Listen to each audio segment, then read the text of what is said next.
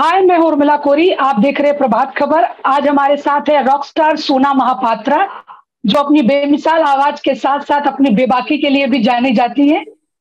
इन दिनों वो अपनी डॉक्यूमेंट्री फिल्म शट अप सोना को लेकर सुर्खियों में है। हाय सोना, प्रभात खबर में आपका स्वागत है। अभी के अभी 3 मिनट में मेरे डॉक्यूमेंट्री का जो टाइटल गाना है ना, 3 बजे रिलीज हो रहा है। और ऐसे टाइमिंग है कि मुझे दिल से लग रहा है मैं आपको गा के सुनाऊं। कबीर प्लीज। के 2 लाइन शुरुआत के हैं, उसके बाद ओरिजिनली है अपना ही लिखा हुआ। लेकिन इसीलिए मैंने लाल रंग की ऐसे अनोखी साड़ी भी पहनी है, जो सेलिब्रेट द फैक्ट की लाली मेरे लाल दे जिथे देखा थे लाल। लाली वेखण मैं गई ते मैं भी हो गई लाल। लाली ने ऐसा किया मस्तानी दा हाल। रग रग लाली प्यार दी लाल परी मस्तानी। मस्तानी है यार दी लाल परी मस्तानी। तन मन इश्क लपेट के लाल परी मस्तानी। सबनों वाजा मार दी लाल परी मस्तानी। तो गाने का नाम है लाल परी मस्तानी। सुपर। और सुपर। और अभी म्यूजिक वीडियो जो रिलीज होने वाला है आप जरूर देखिए, क्योंकि मैं बिल्कुल जैसे इंडिया की दर्शन करके आपको ले आऊंगी। जैसे फिल्म में भी 17 जगह हम लोगों ने ट्रैवल किया है। चित्तौड़गढ़ से लेके वृंदावन, मैसूर, पूरा जैसे length and breadth of Bharat के लिए एक प्रेम पत्र को मैं कहलाती हूँ कि शट अप सोना एक्चुअली एक म्यूजिकल प्रेम पत्र है भारत को, जो हमेशा मेरे आवाज से खुश नहीं रहता है। कभी कभी दिक्कत हो जाती है भारतवासियों को मेरे आवाज से, लेकिन अदरवाइज फिल्म तो लव लेटर ही है। और लाल परी मस्तानी का जो गाना है वो I think it is truly the heart of my musical journey as a artist, क्योंकि एक पावरफुल कॉल आउट है, एक लव लेटर भी है इंडिया को। बहुत सारे जगहों में हम लोगों ने जा जा के शूट किया है गाने को। और वो जो दमादम मस्त कलंदर का जो वो है ना, बचपन से मैं गाई आई हूँ दमादम मस्त कलंदर। और मुझे लगता है आज के जमाने में ऐसे गाने क्यों नहीं बनते, क्योंकि ये जरूरी नहीं है कि हमेशा गाना लव सॉन्ग हो या कोई मैसेज देते हुए गाना हो। कभी कभी ऐसे गाने भी हो सकते हैं जो बिल्कुल मलंग कर देते हैं आपको। तो ये मेरा इन अ सेंस, मेरे 3 बहनें, हम लोग 3 बहनें थे और हम लोग अफ्रीका से लेके हर जगह में रहे हैं। और लेकिन एक कॉमन फैक्टर रहा है कि स्टेज पे जाके अगर हो लाल मेरी पट रखियो बला झूले लालन सिंदड़ी दा सहवान दा सखी शाबाश कलंदर दमादम मस्त कलंदर। और ये जो सहवान का जो जिक्र है इस गाने में, उसका भी एक बहुत ही प्यारा कनेक्शन है लाल परी मस्तानी गाने से और मेरे फिल्म से भी। क्योंकि सहवान के दरगाह में ऐसे एक औरत रहती थी जो अभी पिछले 2 साल ही पहले गुजरी, और हमने खबर रखी, हमारा दिल टूटा उस दिन। और वो फिल्म में भी आपको एक सीन नजर आएगा कि मैसेज आया कि उनका देहांत हो गया है। लेकिन बहुत सारे साल उस एरिया में तालिबान आ चुका था, उन्होंने औरतों को काले जैसे चादर हिजाब में डाल के घर के अंदर बैठा दिया था कि आप बाहर जा नहीं सकते हो। लेकिन उस एरिया में एक दरगाह में एक ऐसी औरत थी जो हमेशा लाल रंग का पोशाक पहनती थी और गाती नाचती रहती थी और हाथ में खतोड़ा लेके कि कोई आएगा तो ठोक दूंगी, लेकिन मुझे कोई गाने बजाने से मलंग होने से रोक नहीं सकता है, मैं तो उसकी हूँ। तो ये जो एक बहुत ही एक इंस्पायरिंग सा जो छवि निकलती है ना, कि पूरे एक काले उसमें एक औरत लाल पहन के सबको बता रही है कि मैं अपना करूंगी। तो 20 साल से मुझे इस छवि ने बहुत इंस्पायर किया है। वहां से वो लाल परी मस्तानी वाला जो एनर्जी है ना, लाल का जो रंग है और रिबेलियन का जो रंग है और फ्रीडम का जो रंग है, फ्रीडम को क्या बोलेंगे, स्वतंत्रता, जो औरत आजादी। हाँ। स्वतंत्र, हाँ। आजादी, हाँ। हाँ। तो जो औरत आजकल अनफॉर्चुनेटली ना हर चीज एक पॉलिटिकल एंगल लेके, आजादी बोलो तो लगता है कि अभी आप कश्मीर के बारे में आपका क्या ओपिनियन है, तो वो भी मैं दे सकती हूँ। लेकिन मुझे लगता है कि पता नहीं, लैंग्वेज भी बहुत पॉलिटिकल हो गया है अभी। मैं तो कहना चाहूंगी कि जो औरत स्वतंत्र और आजाद रहना चाहती है उससे तो हमें थोड़ी सी दिक्कत होती है, और औरतों को भी दिक्कत होती है, ये नहीं कि सिर्फ पुरुषों को दिक्कत होती है। लेकिन समय बदल रहा है, क्योंकि बहुत सारा पिछले 2 दिनों में फिल्म रिलीज हुआ है, और मैंने एक्सपेक्ट नहीं किया था कि, मैंने कहा एक तो इंडिया डॉक्यूमेंट्री इतना समझता भी नहीं है, सबको लगता है कि वो फिक्शन वाले फिल्म ही जो उनको समझ आते हैं, लेकिन और आमतौर पर इतने महिमा सारे। मंडन होती है, अपना महिमा हाँ मंडन ही करते रहते हैं हाँ कि अपनी पढ़ाई। लेकिन बहुत सारा प्यार आया है, मैसेजेस आए हैं, लोग अभी भी शेयर कर रहे हैं। तो मुझे लग रहा है कि भाई भारत बदल तो रहा है, दुनिया बदल तो रहा है, क्योंकि जब हम फिल्म बना रहे थे, दीप्ति गुप्ता और मैं जिन्होंने फिल्म डायरेक्ट किया है, वो बहुत पुरानी दोस्त है मेरी, सबको लग रहा था कि पता नहीं दोस्त दो मिलके कुछ होम वीडियो बना रहे हैं, क्या बना रहे हैं पता नहीं, महापात्रा वैसे ही पागल सी है, कुछ ना कुछ करती रहती है अपना। लेकिन अभी हम इतना तो गर्व से कह सकते हैं कि बिल्कुल Z5 ने हमें एक मेन स्ट्रीम जैसे रिलीज दिया है OTT में। पूरे देश को अभी अपॉर्चुनिटी है फिल्म देखने की।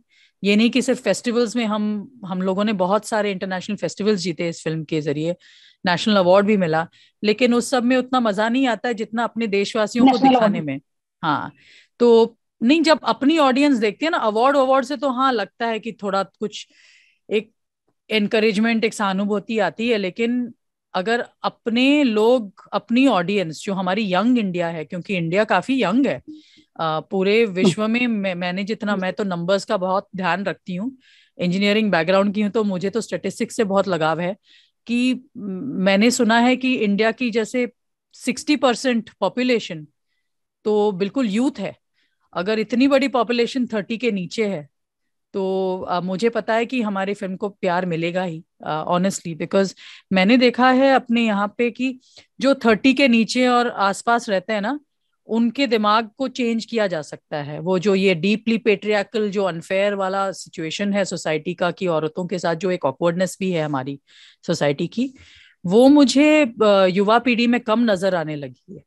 वो जिस टाइप के पत्र लिखते हैं मुझे, जिस टाइप का फीडबैक देते हैं, मुझे लगता है इंडिया में बहुत कुछ ऑप्टिमिस्टिक लगता है फ्यूचर में आके, अच्छा ही होगा कुछ। सोना, आप इस मतलब डॉक्यूमेंट्री की प्रोड्यूसर भी है, क्या चैलेंजेस थे आपके लिए एज अ प्रोड्यूसर? शुरुआत तो पैसों से ही करूंगी।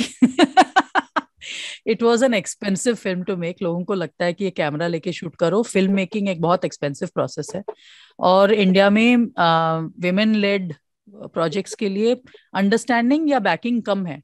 तो हमको ये शुरुआत करनी थी कि हमें बनाना ही था और कॉम्प्रोमाइज नहीं करना था। जैसे हमने 300 घंटे शूट किए, तो बीच में मुझे बहुत एक जैसे एग्जॉशन भी आने लगा कि मैं शोज करूं, पैसे कमाऊं, फिर ही शूट कर पा रही हूँ, तो थकावट भी नजर आने लगी। और डॉक्यूमेंट्री में कोई एक्टिंग स्क्रिप्टेड नहीं है, जैसे जैसे हो रहा है शूट कर रहे हैं, तो आपको फिल्म में भी वो सुझाव भी मुंह में नजर आएगा जो आ गया था प्रोड्यूसर बन के। लेकिन ये तो मैं वैसे आधा मजाक कर रही हूँ, आधा सीरियस हूँ। सबसे इम्पोर्टेंट चैलेंज ये थी कि वैसे हमने शुरुआत की थी कि हम एक म्यूजिकल ट्रैवलॉग जैसे ट्रैवल करते हुए कल्चरल टाइप का फिल्म बनाएंगे, कि हमारी लोक संगीत के क्या इंस्पिरेशंस हैं, ट्रैवल की क्या इंस्पिरेशंस हैं, एक परफॉर्मिंग आर्टिस्ट की जर्नी क्या होती है इंडिया में। वो कम ऐसे तो कोई फिल्म भी नहीं बनाए, लेकिन जाते जाते देखा कि मेरे लाइफ में इतने अनोखे से हादसे होते गए, और अभी भी होते रहते हैं, कि जो राम संपत हैं वो बहुत इंपॉर्टेंट कैरेक्टर वैसे हैं मेरे फिल्म में ही, जो खुद ही जानते नहीं थे कि उनको इतना शूट कर दिया जाएगा। कि उन्होंने कहा कि बे तेरे लाइफ में इतना मसालेदार हो रहा है, तू सिर्फ सूफी या मीरा या भक्ति संगीत या वो आंदोलन ये सब क्यों एक्सप्लोर कर रही है? जो तेरे लाइफ में हो रहा है वो भी फिल्म में आना चाहिए, क्योंकि उसमें एक बहुत ही स्ट्रॉन्ग पावरफुल कॉन्फ्लिक्ट है और स्टोरी है।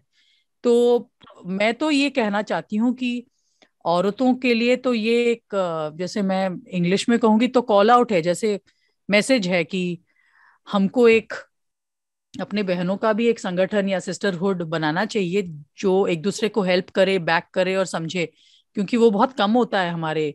लड़कियां भी आदमियों के ही सेवा में लगे रहते हैं, even in the professional world. And आदमी तो एक दूसरे के साथ क्लब बना ही देते हैं, बॉयज क्लब जो मैं कहती हूँ, वो एक दूसरे को समझते भी अच्छा है, एक दूसरे को सपोर्ट भी, एक चाह के ना चाह के एक आराम से हर हर जगह एक ग्लास सीलिंग आ ही जाता है जहाँ पे आदमी है एक दूसरों के आदमी लोग जो हैं। But to go back to your question, मुश्किल ये भी था, इसलिए मैं क्रेडिट देना चाहती हूँ कि हमारे फिल्म के उसमें एडिटर भी एक बहुत ही अमेजिंग फेमिनिस्ट हैं, अर्जुन गौरीसारिया करके। तो दीप्ति और मैंने वैसे ज्यादातर फिल्म बनाई, लेकिन मेरे साथ जो मेरा लाइन प्रोड्यूसर था मोहित गुप्ता, अभी तक वो ही माइक ठीक कर रहा है और आपको कर रहा है। अच्छा। अर्जुन गौरीसारिया जो एडिटर है, राम संपत जो है, जो जिन्होंने बहुत ही, हमेशा मैं कुछ अतरंगी करके आती हूँ तो एक्चुअल जो बैकबोन है मेरे, सपोर्ट राम ही रहते हैं। तो और उनको कोई ईगो नहीं है कि वो मुझे इतना बैकग्राउंड से सपोर्ट करते हैं।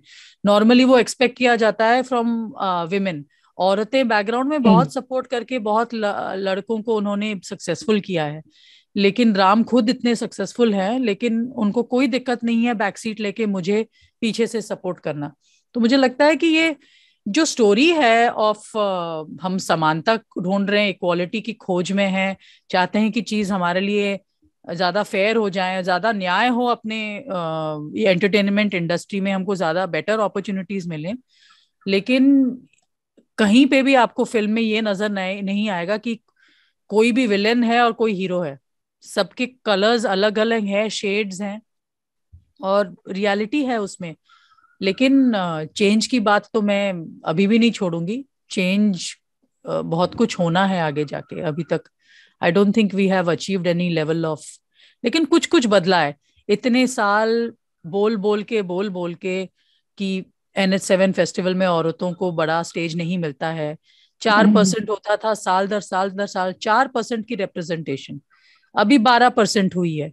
मुझे लगता है मेरे बोलने से कुछ तो फर्क पड़ा होगा कि मीडिया ने भी सपोर्ट किया, उसको वायरल किया कि ये महापात्रा बोल रही है NH7 में औरतों को मेन स्टेज मिलता नहीं है। साल दर साल अगर कुछ करो, मुझे नहीं बुलाएंगे वो लोग, मुझसे अभी भी इरिटेटेड ही रहेंगे शायद, या शायद ये साल बदल जाए और गले मिले और बोले सॉरी आपको अभी तक नहीं बुलाया, यू डिजर्व। ये भी हो सकता है, मैं बच्ची की तरह हूँ, मुझे लगता है कि कोई भी बदल सकता है ईगो छोड़ के, और मुझे बोल सकता है कि I am sorry, I made a mistake, but you are right. तो आपको तो लेना चाहिए, हेडलाइनिंग स्टेज लेना चाहिए NH7 में। तो क्या पता ये साल ये हो जाए, बट अगर ना भी हो, फ्यूचर कमिंग जनरेशन्स के लिए, दूसरे औरतों के लिए कुछ तो चेंज हुआ है, क्योंकि उनको मैंने एहसास तो दिलाया है कि ये गलत बात है। सुना, फिल्म में एक सीक्वेंस था जहाँ पे निजामुद्दीन औलिया के, मतलब आप जाके सिंग कर रही हैं, वहां पे आमतौर पे औरतों को गाया नहीं जाता है, तो जब आप गा रही थी वहां पे सबके साथ जुगलबंदी, वो एक्सपीरियंस कैसा था, क्या जहन में चल रहा था? कहीं ना कहीं वो भी आप एक चुनौती ही दे रही जब आप गा रही हैं, ऐसा मुझे लग रहा था सबको। क्या कहेंगी जब आप? मैं अगर सच कहूं, हमेशा आप इतने बहादुर और वो नहीं रहते हो। जब मैंने गाना शुरू किया, मेरा जो दिल है मुंह तक आ गया था, वो literally my heart is in my mouth. तो वो जो एंड ऑफ दैट सीक्वेंस में रोना शुरू करती हूँ, वो एक रिलीज है टेंशन का। वो जो दरगाह के कस्टोडियंस हैं, उनको लगता है कि मैं बिल्कुल भावुक होके रो रही हूँ, कि वहां का जो माहौल है वो सोच के मैं रो रही हूँ। उनको ये नहीं पता था कि मैं रो इसीलिए रही थी कि मैंने कहा मैंने ये क्या कर दिया, ऐसे कैसे गाना गा लिया। और क्योंकि गाते वक्त लगा पीछे से कोई आके मारेगा, वो एक जो कंडीशनिंग होती है ना कि यहाँ पे कुछ बवाल हो जाएगा, एक लिंचिंग हो जाएगा, या कुछ लोग भड़क जाएंगे, या पता नहीं यहाँ से निकलेंगे कैसे कैमरा लेके बैठ के, यहाँ पे ये महापात्रा गा रही है। कोई प्लान नहीं था, हम प्लान करके नहीं गए थे कि वहां पे जाके गाने वाले हैं। ऐसे डॉक्यूमेंट्री में होता भी नहीं है। हम गए हैं माथा टेकने, प्रश्न पूछने की यहाँ औरतों को क्यों नहीं गाना दिया जाता है। लेकिन डायरेक्टर को भी नहीं पता था मैं गाने वाली हूँ, मोहित को भी नहीं पता था, और मैं ये कर रही हूँ। मुझे लग रहा है मैं पूरे टीम को क्या कोई डेंजर में डाल रही हूँ, डर तो लगता है कि मैं रिस्पॉन्सिबल हूँ, मेरी पूरी टीम यहाँ पे बैठी हुई है, 3-4 लोग मेरे पर निर्भर हैं, और मैं यहाँ पे गाना शुरू होंगी, कुछ हो जाएगा तो मेरे पे आएगा।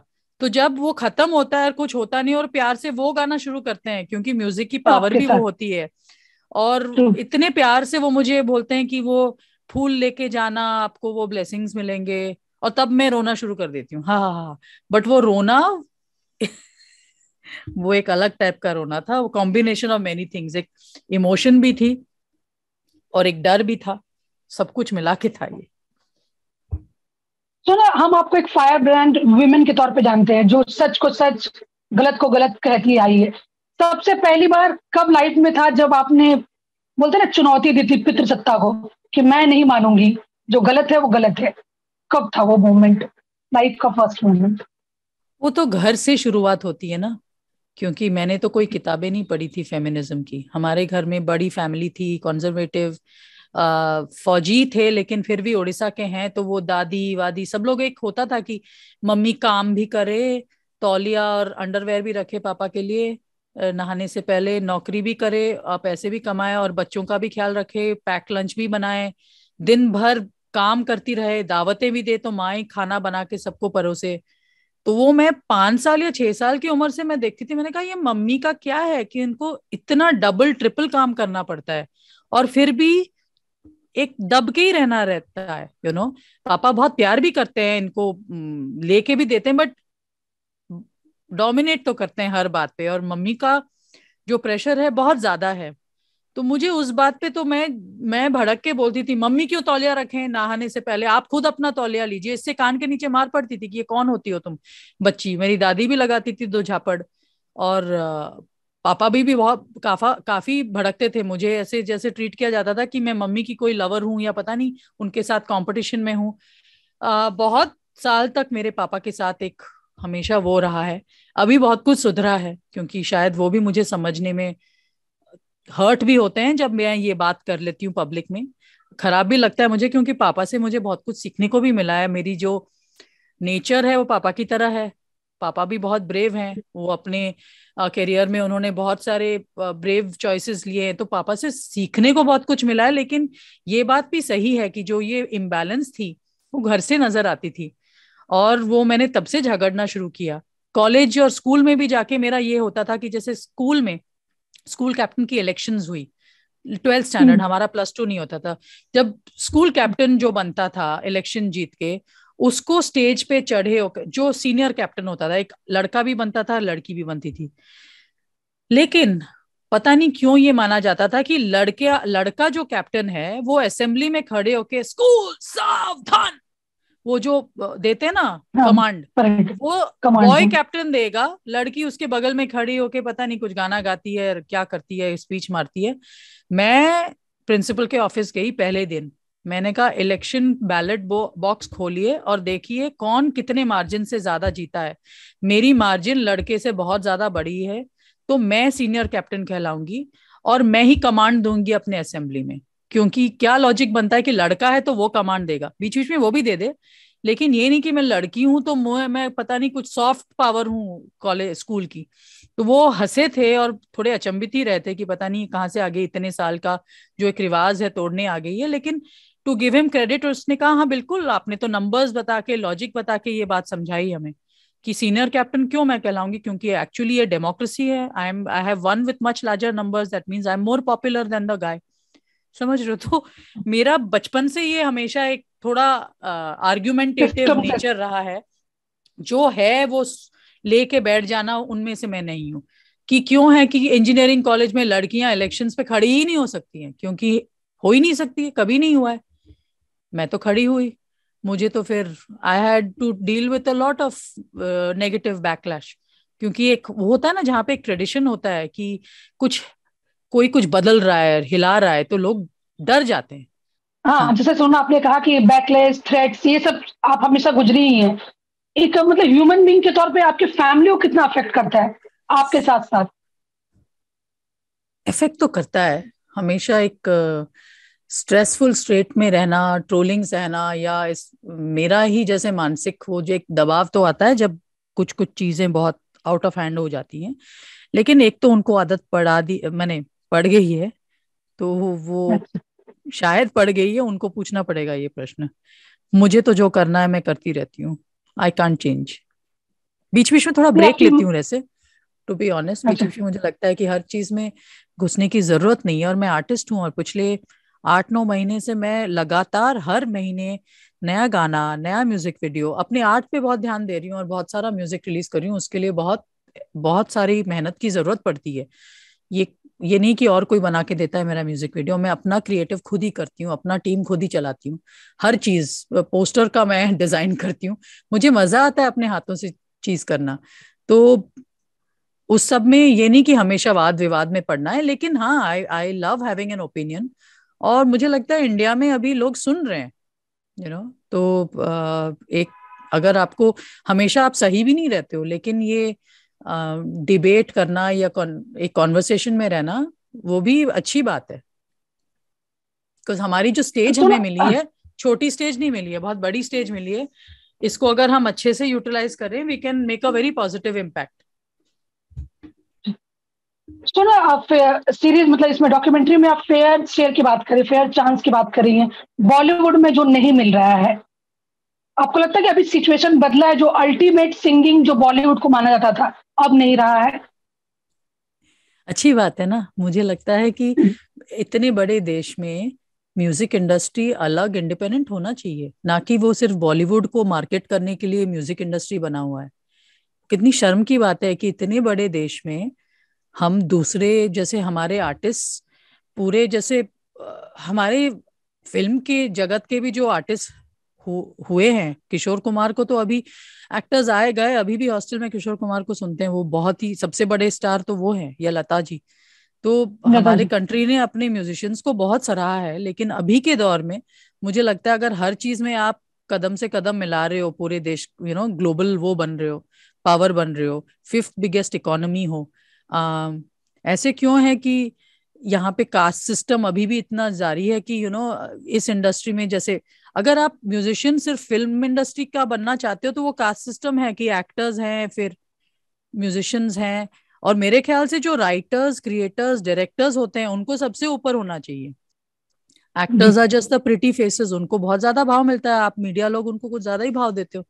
वो करते क्या है, जिम जाते हैं और किसके लाइन पढ़ते हैं, थोड़ा सुंदर दिखते हैं, उसको इतना भाव दिया जाए तो हम इट इज अ जैसे स्टुपिडिटी ऑफ आवर सोसाइटी कि जो सबसे कम काम करता है एक प्रोजेक्ट में, इन अ सेंस कंट्रीब्यूट करता है क्रिएटिवली, उसको हम इतना बड़ा चढ़ा के डालते हैं कि 80% ऑफ द रेम्यूनरेशन वो ले जाते हैं। तो राइटर्स और एक्चुअल क्रिएटिविटी उसको प्रोत्साहन नहीं मिलता है। तो मैं तो ये बातें ओपनली करती हूँ, क्योंकि जो क्रिएटर्स हैं उनको सबसे ज्यादा भाव मिलना चाहिए। कोई भी अपकमिंग मैंने जिसको ये नहीं कि एक्टर्स का ले लो आप, कुछ उनको भी मिले, लेकिन आप राइटर्स के कॉस्ट में, क्रिएटर्स के कॉस्ट में ये दें तो उसको उसकी जो रिजल्ट्स हैं हमको ही भुगतना पड़ेगा। We get mediocre content therefore very often.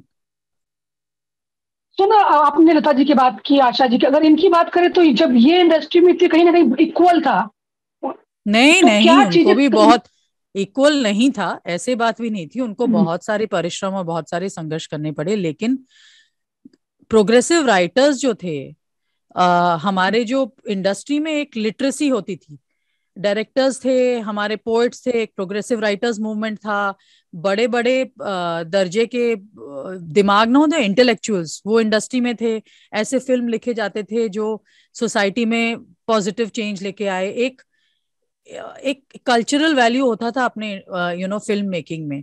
अभी it's all come down to business and money, और जब ये होता है तो इलिटरेट्स जो कहलाते हैं ना, बेवकूफ लोग भी फिल्म बना रहे हैं, जिन्होंने लाइफ में एक किताब नहीं पढ़ा हुआ हो, लेकिन उसमें अगर एक फॉर्मूला लगा के एक बिजनेस वो बना दें। एंड इस सब में मैं हर चीज में क्रिटिसाइज करने की भी जरूरत नहीं, मैं ऑनेस्टली बताऊं, बहुत अच्छे दिबाकर बैनर्जी से लेके अच्छे अच्छे फिल्म मेकर्स भी हैं इस यू you नो ये तो मेरे बहुत ही फेवरेट हैं जिन्होंने चक दे इंडिया बनाया था, Shimit okay. Amin. I mean there are good filmmakers. Sanjay Leela Bhansali बहुत ही एक कल्चरल इवेंट बनाते हैं जब फिल्म बनाते हैं, वहां पे आपको जो बैलेंस रहेगा फीमेल मेल कैरेक्टर्स का, म्यूजिक का एक बैलेंस रहता है। तो ये नहीं कि आज के तारीख में अच्छे लोग काम नहीं कर रहे हैं, लेकिन कम है, इतना मैं कह सकती हूँ। और अगर आप संजय लीला भंसाली के म्यूजिक एल्बम्स देखो, और मैं ये बात 10 बार बोल चुकी हूँ, लेकिन दुख की बात यह है कि हर इंटरव्यू के बाद कोई सलमान वाला हेडलाइन कोई पकड़ के नाचता रहता है। कुछ पॉजिटिव बोलो तो उसको हाईलाइट या एम्पलीफाई करने की जरूरत ही नहीं है। सुनो, आप सामने से अप्रोच करते, जैसे आपने अभी संजय लीला बंसाली की बात कही, गाने के हाँ, लिए, म्यूजिक के लिए प्ले, आप सामने से अप्रोच करती हैं या फिर नहीं? कभी भी नहीं। कभी नहीं, नहीं। कभी भी नहीं। बिकॉज मैंने सोचा है कि हम अच्छा काम करें, और जरूरत भी नहीं है कि कोई और आपको उद्धार करे या ब्रेक दे। वो एक अलग ही सिस्टम है, वो मेरा हमेशा कभी नहीं रहा है। मुझे लगा है कि जो पसंद करेगा, जो सोचता है कि मैं फिट करूं, वो ऑटोमेटिकली हमको बुला ही लेगा। अगर नहीं भी बुलाएगा तो हम अपना बना देंगे। ऐसे क्या बात है कि I can still appreciate Bhansali hugely, की विदाउट द फैक्ट कि उन्होंने कभी मेरे साथ काम नहीं किया है, शायद जिंदगी भर नहीं करें, लेकिन दैट डज नॉट मीन कि मैं अप्रिशिएट ना करूं उनका काम क्या है। और वो कभी मिले, जैसे अभी इम्तियाज अली मिले थे मुझे देहरादून लिटरेचर फेस्टिवल में। वो भी बड़े म्यूजिकल एल्बम्स बनाते हैं, वो लव स्टोरीज बनाते हैं। उन्होंने मुझे एक बहुत इंटरेस्टिंग बात कही कि वो उन्होंने अपनी बचपन उड़ीसा में बिताया है, जो जहाँ की मैं हूँ। और उनको मेरा रंगोबती गाना, अरे आपने बहुत अच्छा गाया है। और जिस टाइप का उन्होंने कहा मुझे, he has heard Jiya Lagena, he has heard Rangabati, और इतने रिस्पेक्ट और प्यार से मेरे साथ बात कर रहे थे एज एन इक्वल। मुझे कहीं नहीं लगा कि मैं उनको बोलूं सर आपके साथ में गा लूं, आप मेरे लिए गाना दे दें। क्यों, क्या जरूरत है? अगर गाना सही बने, उनको याद आए तो बुलाएं। I would go as an artist and sing it. If not, मैं अपना गाना बना ही रही हूँ, रिलीज कर रही हूँ, लोगों से प्यार मिल रहा है, और वो मुझे फेस्टिवल में मिले अगले साल और फिर से प्रेज करें, दैट्स मोर देन इनफ। ये जो वो सिस्टम है ना कि एक दूसरे को चापलूसी करते रहो फॉर वर्क, आई डिस्टर्ब्स मी। या not my cup of T. तो ना, और नेक्स्ट आप क्या कर रहे हैं? और कोई फीचर फिल्म भी बनाने का सोचा है आपने? अब आप प्रोड्यूसर भी बन चुकी है। अभी तो मैं ना एक ब्रेक लेना चाहती हूँ। मैंने 6 गाने रिलीज करे म्यूजिक वीडियोस के साथ। शुरुआत की थी एक लेह लद्दाख जाके, बाइक चलाई जब मेरा ये कंधा फटा हुआ था, मैं रोटेटर आर्म, जैसे हाथ उठता भी नहीं है, लेकिन मोटरसाइकिल चलाई और बहुत ही अच्छा, मेरे ख्याल से बहुत अच्छा रोमांटिक वीडियो बनाया। उसके बाद और 3 रिलीज हो चुके हैं, अभी फिल्म रिलीज हो रहा है, एल्बम में 4 गाने, उसके म्यूजिक वीडियोस अलग। तो मैं सोचूं कि बहुत कुछ है अभी, सीक्वल भी है, सोच रही हूँ कि एक फीचर अच्छा। फिल्म भी बना ओ। सकती हूँ। आ, लेकिन पहले एक ब्रेक जरूर लूंगी। और मैं, मेरा जो वो है ना सोलो ट्रिपिंग का, कि मैंने पैंडेमिक में भी, डीपेस्ट वो लॉकडाउन के बीच में भी बाहर नहीं जा पाए, लेकिन सिक्किम से लेके हर जगह मैं घूम फिर के मैंने काम भी किया, म्यूजिक वीडियोस भी बनाए, लेकिन मैं घूमती रही। लेकिन पिछले 7-8 महीनों में मेरा वो घूमना फिरना बहुत कम हो गया है। तो मैं एक, होता है ना, every creative person needs a refreshment. तो मैं तो वेट कर रही हूँ कि ये इंटरव्यूज कब खत्म हो और ये Z5 के इतने प्रमोशंस जो हो रहे हैं वो खत्म हो, तो मैं बाहर कहीं निकल जाऊं। आई एम ओनली तो looking forward to travelling right now. सुना, जाते जाते आखिरी सवाल एक, हाँ, केके की डेथ के बाद एक अलग से एक बहस शुरू हो गई है कि जो कॉन्सर्ट होते हैं उसमें बहुत ही, मतलब सिक्योरिटी नहीं होती, कंफर्ट नहीं होता आर्टिस्ट के लिए। क्या कभी आप इस तरह से कोई बदइंतजामी से गुजरी हैं, और कितना आप इस बात का ध्यान रखते हो? मैं ये पहले भी बोल चुकी हूँ, जो कॉन्सर्ट ऑर्गेनाइजर्स अपने देश में ना, इनकी हालत बहुत खराब रहती है। यहाँ पे कोई इंफ्रास्ट्रक्चर नहीं है, यहाँ पे कोई एंटरटेनमेंट टैक्स, कहीं को किसको हफ्ता दो, कोई वीआईपी को चापलूसी करो, कहीं पे जाके किसको मनाओ ताकि एक म्यूजिकल शो हो पाए। कितनी कितनी गलत बात है। तो मैं तो कॉन्सर्ट ऑर्गेनाइजर्स को इतना कुछ वो नहीं, दोषी नहीं ठहरा सकती हूँ। ठीक है, सेफ्टी फैक्टर है वो तो हर चीज में, इंडिया में, थर्ड वर्ल्ड कंट्री में, मैं जैसे बोल रही हूँ, हमको इम्प्रूव करना ही चाहिए। आपके हमारे, मैं 8th फ्लोर में रहती हूँ, मेरा डुप्ले अपार्टमेंट है। हर महीने कोई आता है सब विंडोज क्लीन करने के लिए, पैसे हम अच्छा देते हैं। वो एपी बड़ा सा कोई ऐप है उसके बंदों को, उसको वो कोई सेफ्टी इक्विपमेंट नहीं देता है कि वो विंडो के बाहर जाके खिड़कियों को साफ करे। एक रस्सी लेके आ जाता है। अगर आप विदेश में अगर विंडो क्लीनर को बुलाओ इतने पैसे देके, वो बिल्कुल उसके पास इक्विपमेंट होगा कि अगर गलती से उसका पैर ना फिसल जाए, वो गिर ना जाए। हमें ना ह्यूमन लाइफ की वैसे हमारे देश में इतनी कदर ही नहीं है। जब हम विंडो क्लीनर का कदर नहीं करते हैं, हम क्या बोलें कि आर्टिस्ट को पता नहीं क्या हॉस्पिटल के एम्बुलेंस में डाल के लेना चाहिए शो के लिए। आई डोंट थिंक, आई थिंक एक बहुत बड़ा जो कॉन्वर्सेशन होना चाहिए about public safety, about personal safety, जो हर स्फीयर में हमें बात करनी है, ना कि सिर्फ ये कॉन्सर्ट्स की। कॉन्सर्ट्स में तो हाँ, और हमको बहुत सारा, हमें बहुत सर आंखों पे भी बिठाया जाता है। जितने ए लीग आर्टिस्ट हैं, फर्स्ट क्लास में ट्रैवल करते हैं, बड़े बड़े होटल में रहते हैं, हमको खाना पीना बहुत अच्छा मिलता है, मर्सिडीज आता है हमको पिकअप करने के लिए, भाव बहुत मिलता है। तो अब मुझे लगता है कि और ऑर्गेनाइजर्स को बहुत उनकी ली जाती है हर जगह से। हमारे क्लाइंट्स इजी नहीं है, हमारी ऑडियंस पैसा नहीं देती है, म्यूजिक सुनने के लिए। ये बात पे हम लोग क्यों ना चर्चा करें कि आप, हमारा कौन सा म्यूजिकल कल्चर है, आप आर्टिस्ट को क्या प्यार करते हो कि आप सिर्फ वेट करते हो कि शादी में फ्री में सुन लें या कोई कॉर्पोरेट शो में कोई स्पॉन्सरशिप करे तो हम जाके सुन लें म्यूजिक। पूरे विश्व में अगर आप कोई आर्टिस्ट को पसंद करते हो, संगीत को पसंद करते हो, तो एक आदत सी है लोगों को कि वो प्यार जताने के लिए वो टिकट खरीदते हैं। यहाँ पे टिकट बाइंग कल्चर ही नहीं है म्यूजिक के लिए। उस बात पे क्यों ना चर्चा करें हम कि अगर आप पैसे दोगे आर्टिस्ट को सुनने के लिए, तभी एक एक्चुअल जेन्युइन एक कल्चर बनेगा लाइव परफॉर्मेंस का। ऑडियंस भी पैसा नहीं देना चाहती है, ऑर्गेनाइजर को हर जगह पे खुशामद ही करना पड़ता है, कहीं किसको वीआईपी फ्री पासेस दे रहे हो, कभी कुछ कर रहे हो, आर्टिस्ट के इतने डिमांड्स, हमको ये चाहिए वो चाहिए। मुझे तो लगता है कि गलत बात है। There are so many things to be discussed. बहुत दुख की बात है कि केके को हमें खोना पड़ा। केके बहुत ही बहुत ही बहुत ही प्यारे आर्टिस्ट थे, और मैंने सुना है उनका कुछ हार्ट का वो था, तो पहले से ही उनको एम्बुलेंस वो सब organise, definitely we should have had better. I also don't care, मैं क्या करती हूँ, स्टेज पे चले जाती हूँ, कभी निकल जाती हूँ और मुझे ऑडियंस में घुस जाती हूँ, मुझे सेफ्टी की कोई पड़ी नहीं रहती। मेरा ही माइंडसेट ऐसा है, I am so careless about my own health कि दूसरे लोग जो होते हैं बाहर के जो आर्टिस्ट, वो तो मैस्यूस और फिजियोथेरेपिस्ट को लेके जाते हैं कि 3 घंटा आप जंप मारे ठक ठक ठक बूट्स पहन के, आपको मसल रिलैक्सेशन का एक टैबलेट लेना चाहिए, कुछ करना चाहिए, हम नहीं करते। तो ये हमारा भी माइंडसेट थोड़ा उल्टा पुल्टा है। वो सब, ये सब बातें भी करना जरूरी है, ना कि एक सीधा ब्लैक एंड व्हाइट किसको विलेन ठहरा दो। ओके, थैंक यू सोना, थैंक यू सो मच। प्रभातखबर.com, विश्वास वही, रफ्तार नहीं।